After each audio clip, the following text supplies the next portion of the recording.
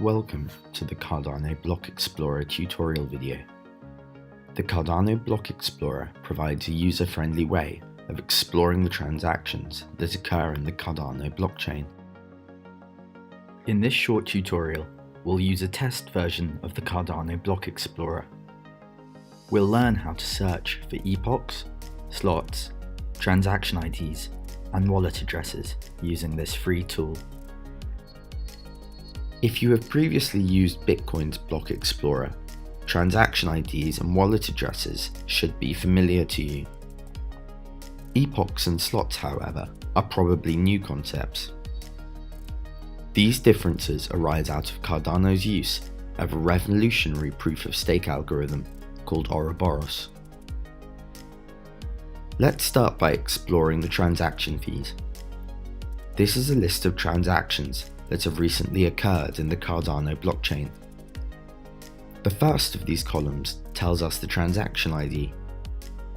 This is a unique code that identifies a particular transaction.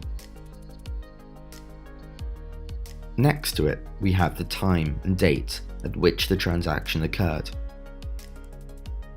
followed by the final column that shows the quantity of ADA that was transferred. If we want to learn more about any individual transaction, we can click on the transaction ID. In this screen, we can learn more information about this transaction, including from which wallet address the ADA was sent, as well as which address received it. From here, we can dig down one more level by clicking on the receiving address. This screen displays further information about the account, including its current balance. Let's return to the home page, where we'll see the Cardano specific terms, epochs, and slots listed. In Ouroboros, ADA holders are randomly selected through a lottery and allocated to a specific time slot. During this time slot, they are given the opportunity to produce a new block and update the blockchain.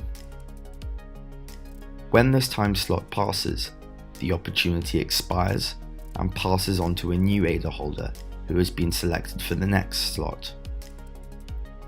Just like with minutes and hours, after a certain number of slots have passed, we enter into a new epoch, resetting the slot number to 0 and beginning the lottery again. The last slots table you can see here gives us information about the activity that has occurred in the Cardano blockchain in the most recent epoch for each of the most recent slots.